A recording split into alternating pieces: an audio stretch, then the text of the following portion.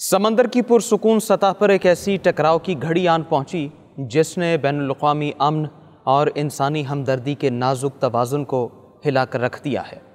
Israeli navy ने गज़ा के लिए रवाना होने वाली ग्लोबल स्मूथ फ्लोटिला को रोका, कई कश्तियों पर चढ़ाई की गई और दर्जनों सरगर्म कारकुनान बशमूल स्वीडिश माहौलियात की मारूफ कारकुन ग्रीटा थनबर्ग को हिरासत में ले लिया। ये वही लम्हा था जब बहेरा रोम की खुली फ़ज़ा ने सियासत, इंसानियत और ताकत के तल्ख तसादुम का मंजरनामा पेश कर दिया।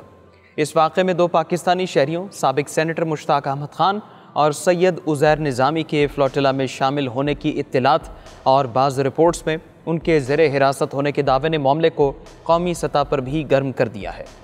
पाकिस्तान के आला सरकारी हलकों और सिविल सोसाइटी की जानिब से फौरी रिहाई और इंसानी इमदाद की बिला तातुल तरसील का मुतालबा सामने आया है। आप देख रहे हैं 92 डिजिटल, मैं हूँ उसामा गयूर अख्तर। व्यूअर्स, इसराइल की बहरी अफवाज ने गज़ा के लिए इमदाद ले जाने वाली ग्लोबल स्मूथ फ्लोटिला में शामिल कम अज़ कम 13 कश्तियों को रोक लिया और सवार अफराद बशमूल स्वीडन से ताल्लुक़ रखने वाली समाजी कारकुन ग्रीटा थनबर्ग को हिरासत में ले लिया है। इसराइली वज़ारत ख़ारजा ने कहा कि फ्लोटिला में शामिल कई जहाज़ों को महफूज तरीके से रोक लिया गया और उन पर सवार अफराद को इसराइली बंदरगाह पर मुंतकिल किया जा रहा है। इसराइली हुकाम का मज़ीद कहना था कि इसराइली बहरिया ने इन कश्तियों को अपना रास्ता बदलने को कहा था क्योंकि वो एक फ़ाल जंगी जोन के नज़दीक पहुँच रहे थे। ग्लोबल स्मूथ फ्लोटिला या GSF ने इस मामले में इसराइली मुदाखलत को गैर कानूनी करार देते हुए कहा कि ये कोई अपने दिफा में किया गया अमल नहीं बल्कि इंतहाई मायूसी के आलम में उठाया गया इक़दाम है। इस फ्लोटिला में मौजूद कश्तियों पर 500 से ज़ायद अफराद सवार हैं, जिनमें अतालवी सियासतदान और स्वीडन की माहौलियाती कारकुन ग्रीटा थनबर्ग के अलावा पाकिस्तान के साबिक सेनेटर मुश्ताक अहमद खान और एक पाकिस्तानी शहरी सैयद उज़ैर निज़ामी भी शामिल हैं। पाक फ़लस्तीन फोरम नामी तंजीम ने दावा किया है कि सेनेटर मुश्ताक को भी गिरफ्तार कर लिया गया है। फ्लोटिला के मुंतज़मीन का कहना है फ्लोटिला में शामिल एक कश्ती को जानबूझकर टक्कर मारी गई जबकि दीगर कश्तियों पर वाटर कैनन से हमला किया गया। इसराइली वज़ारत ख़ारजा ने कहा कि कोई भी कश्ती बहरिया की रुकावटों को दूर करके जंग के जोन में दाखिल होने की कोशिश में कामयाब नहीं हुई। कश्तियों में मौजूद अफराद के बारे में तफसीलात देते हुए इसराइली वज़ारत ख़ारजा ने मज़ीद कहा कि तमाम मुसाफिर महफूज और सेहतमंद हैं, वो बाहिफाजत इसराइल आ रहे हैं जहाँ से उन्हें यूरोप डिपोर्ट कर दिया जाएगा। सोशल मीडिया पर जारी पैगाम में ग्लोबल स्मूथ फ्लोटिला का कहना था कि ये जाहिर करता है कि काबिज़ ये यकीनी बनाने के लिए कि गज़ा भूख का शिकार और अलग थलग रहे किस हद तक जा सकते हैं। वो एक पुरअमन सिविलियन मिशन पर भी हमला कर सकते हैं क्योंकि इंसानी इमदाद की कामयाबी का मतलब उनके महासरे की नाकामी है। दूसरी जानिब इसराइली वज़ारत ख़ारजा ने कहा कि उन्होंने फ्लोटिला को मुतला किया था कि वो गज़ा के नज़दीक पानियों में लगाई गई कानूनी बहरी नाकाबंदी की खिलाफ वर्जी कर रहे हैं। ताहाल ये वाज़ेह नहीं कि आया कश्तियाँ नाकाबंदी वाले इलाके में दाखिल हुई थीं या नहीं।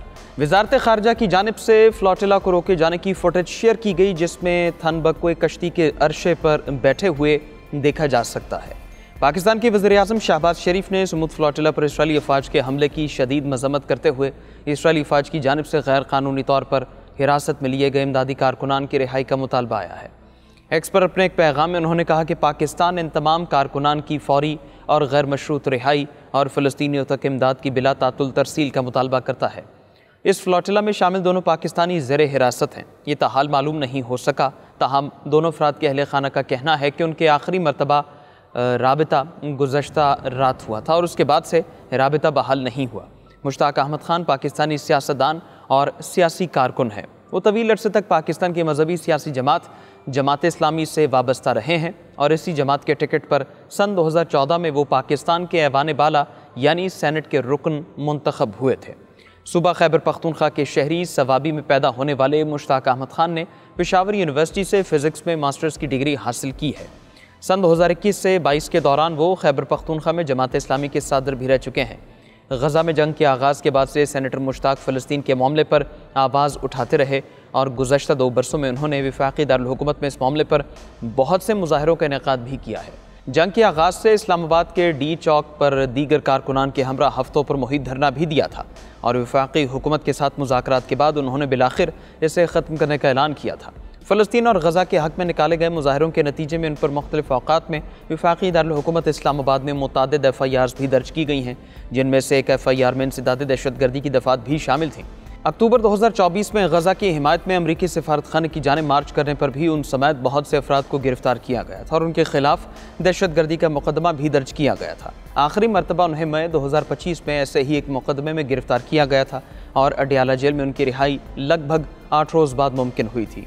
BBC से बात करते हुए मुश्ताक अहमद खान की अहलिया हुमैरा तैयबा ने बताया कि उनका अपने शौहर से आखिरी मरतबा राबिता गुज़श्ता रात तकरीबन 3 बजे हुआ था। उन्होंने बताया कि 2 रोज़ कबल मुश्ताक अहमद का फ़ोन और दीगर इलेक्ट्रॉनिक आलात जैम कर दिए गए थे, जिसके बाद वो अपनी ही कश्ती पर मौजूद एक और शख्स के फ़ोन के ज़रिए अहले खाना से राबिते में थे।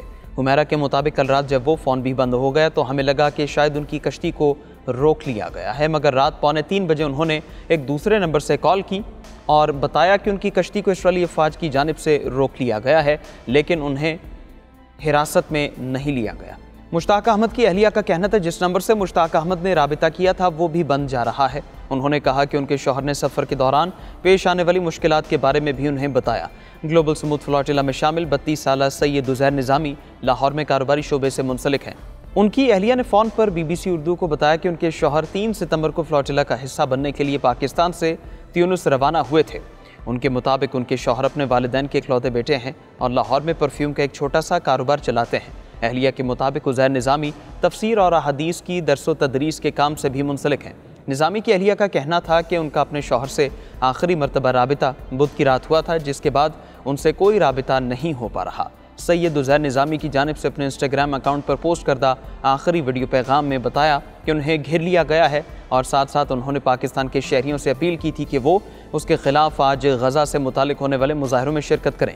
ग्लोबल स्मूथ फ्लोटिला को इसराइली फ़ौज की जानिब से रोके जाने के बाद मुख्तलिफ मुल्कों में मुजाहरे हुए हैं, जबकि पाकिस्तान में भी कई तंजीमों ने आज एहतजाज की कॉल दे रखी है। इंस्टाग्राम पर पोस्ट की गई आखिरी वीडियो में देखा जा सकता है कि उज़ैर निज़ामी सर पर कैप और जिस्म पर लाइफ जैकेट पहने हुए हैं। इस मौके पर वो कहते हैं कि 25 करोड़ पाकिस्तानी अवाम में से सिर्फ 6 लोग स्मूथ फ्लोटिला के लिए अपना सब कुछ कुर्बान करके घरों से निकले थे। मैं उम्मीद करता हूँ हमारे पीछे 25 करोड़ में से कम 6 लाख अफराद तो गजा के लिए इकट्ठे होंगे।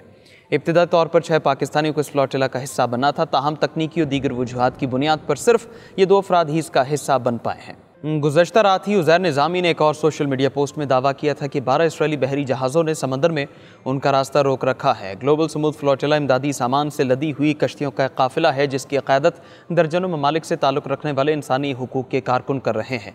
ये फ्लोटिला 100 से ज़्यादा अफराद पर मुश्तमिल है। फ्लोटिला के मुंतज़मीन ने कहा कि इस काफ़िले का मकसद गजा की गैर कानूनी समंदरी नाकाबंदी तोड़ना और इमदाद के लिए राहदारी खोलना है, ताकि फ़लस्तीनी अवाम के खिलाफ जारी नस्लकुशी का खात्मा हो सके। अक़वाम मुत्तहिदा के माहिरीन की जानिब से गजा शहर में क़हत की तस्दीक के बाद इमदादी काफ़िला गजा की जानिब रवाना हुए। इस काफ़िले में शामिल तकरीबन 44 छोटे बहरी जहाज़ों ने स्पेन, इटली, यूनान और त्यूनिस के साहिल से अपने सफ़र का आगाज़ किया था। अक़वाम मुत्तहिदा ने रवां साल अगस्त में जारी होने वाली अपनी रिपोर्ट में ख़दशा ज़ाहिर किया यह क़हत अगले चंद हफ़्तों में जनूबी और वस्ती इलाकों तक फैल सकता है।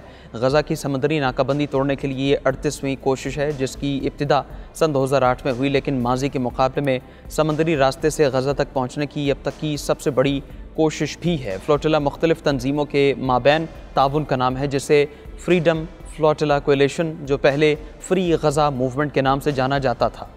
व्यूअर्स, अब सवाल ये है कि क्या समंदर पर उठा ये रद्दमल इंसानियत की फतह बनेगा या ताकत का एक और शोर है। ये कश्तियाँ रुकी हुई थी, मगर इनके साथ खड़ी सच्चाई कभी रुक नहीं सकती। आज का ये मंज़र बता गया कि जंग के बीच भी इंसानियत मुज़ाहमत करती है और मुज़ाहमत का सफ़ा आइंदा भी खुला रहेगा।